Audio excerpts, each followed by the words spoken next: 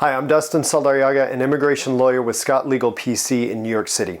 It's been a busy week in the world of U.S. immigration. Donald Trump was sworn in as president this past Monday, and on the same day issued a number of executive orders that will impact or have already impacted U.S. immigration law. There's a lot to keep track of, both in the executive orders and in terms of what people are saying about them. In this video, we're going to walk you through the executive orders that affect immigration and share our thoughts as immigration lawyers on their likely impact. In this video, we won't be going into great depth on any of the executive orders, but stay tuned for our other videos for more in-depth analysis. Instead, our goal here is to give you an overview of the landscape of executive action affecting immigration. Before diving in, if you want to take a look at the executive orders yourself, you can find them on the White House website at www.whitehouse.gov. So what is an executive order? It's a directive from the president telling the executive branch what to do. It's important to remember that an executive order is not a statute. It is not a law passed by Congress. If an executive order conflicts with a law passed by Congress, the law wins. And if an executive order conflicts with the U.S. Constitution,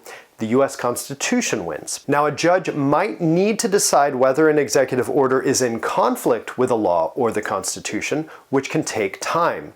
And in that time, it's possible that the president and executive branch might take steps to enforce the executive order. So just because an executive order is against the law or the Constitution does not mean it doesn't have the potential to create confusion, uncertainty, and fear in the meantime. So with that, let's dive into President Trump's Day 1 executive orders related to immigration. The first executive order we'll look at is titled Initial Rescissions of Harmful Executive Orders and Actions. This executive order rescinded dozens of executive orders that were issued by Joe Biden.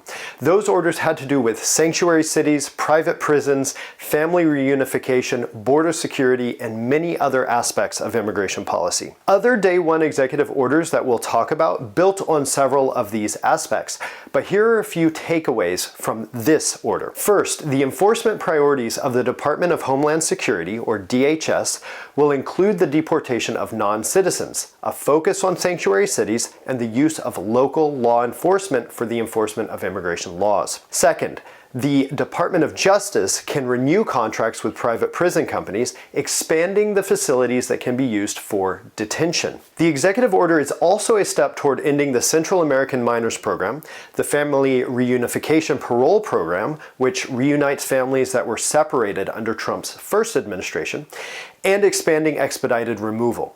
The order is also a step toward reinstituting the public charge ground of inadmissibility and adds barriers to legal migration and restricts access to immigration benefits.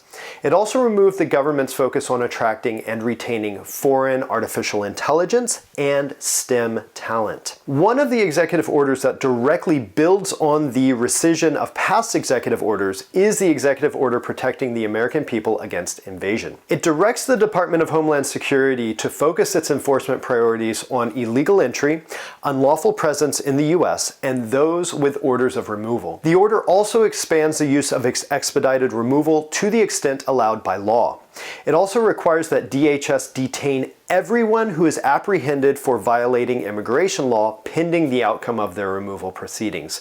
On a related note, the order requires DHS to use all legally available resources to construct or use detention facilities.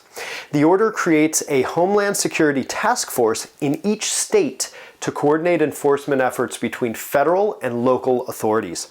It also requires that DHS take action to register all undocumented individuals, and it creates fines and penalties against those who fail to register and those who aid their presence in the United States. The order reestablishes VOICE, the Office of Victims of Immigrant Crimes, which was created in the first Trump administration to address and publicize crimes committed by foreign nationals who are removable. The order also restricts federal funds being issued to sanctuary jurisdictions. Closely related is the executive order securing our borders. This order orders the government to build a physical wall along the southern border to detain to the maximum maximum extent authorized by law foreign nationals who are suspected of violating federal or state law, to remove all foreign nationals who enter the U.S. or remain in the U.S. in violation of federal law, and to pursue criminal charges against unauthorized foreign nationals and those who facilitate their presence in the U.S. This order also ended use of the CBP One app,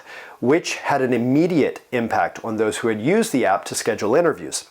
It also restarts the Migrant Protection Protocols, also called MPP or Remain in Mexico, which required people to wait in Mexico until their immigration court hearing. Finally, this order ended the parole program for Cubans, Haitians, Nicaraguans, and Venezuelans. This order, like the executive order protecting the American people against invasion, which we already talked about, will probably cause serious logistical challenges for the Trump administration.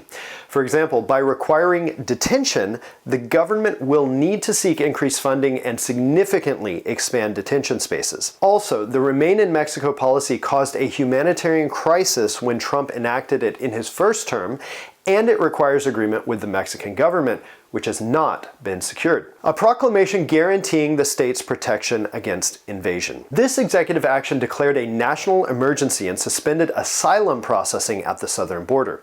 The proclamation characterized the situation at the southern border as an invasion, a legally questionable use of a term in Article 4 of the Constitution. Worth noting, since this is being framed as an invasion, is that since the summer of 2024, when Joe Biden signed an executive order effectively shutting down asylum requests at the southern border, border arrivals at the southern border have plummeted and are currently at their lowest point in years. Executive order clarifying the military's role in protecting the territorial integrity of the United States. Related to the proclamation guaranteeing the state's protection against invasion, this order orders the Department of Defense to, within 10 days, create a plan to seal the borders of the United States, including through the use of the U.S. Armed Forces. This order is related to the declaration of a national emergency at the southern border, which seeks to justify the use of the armed forces to enforce immigration law, including through the construction of barriers, the apprehension of individuals, and the expansion of detention facilities. Executive order protecting the United States from foreign terrorists and other national security and public safety threats. This order requires enhanced security screening and vetting of those applying for a U.S. visa,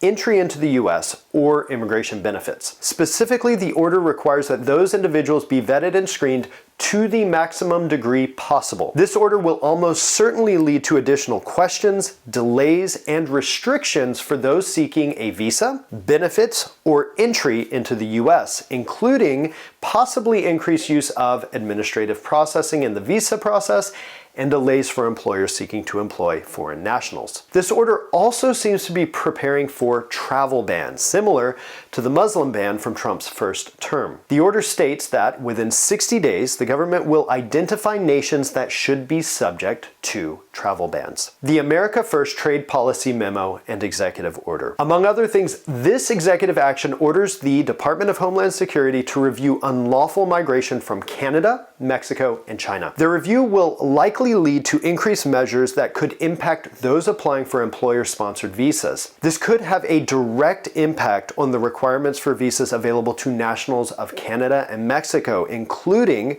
the TN, E1, and E2 visas. Executive order realigning the United States Refugee Admissions Program. This executive order suspends the U.S. Refugee Assistance Program, which assists those outside the U.S. who are seeking protection in the U.S. Specifically, it will pause the program for at least 3 months starting on January 27th, 2025. DHS and the State Department must issue a report within 3 months determining whether the program should continue. Executive order protecting the meaning and value of American citizenship. This executive order is getting a lot of attention since it aims to significantly limit birthright citizenship, which is explicitly provided in the 14th Amendment of the U.S. Constitution. The executive order says that children born in the U.S. on or after February 20th, 2025 will receive U.S. citizenship only if their mother or father is a permanent resident or citizen of the United States. Children born in the U.S. on or after February 20th will not receive U.S. citizenship if their parents are either undocumented or in the U.S. legally on a temporary visa, and that includes a visitor or a tourist visa,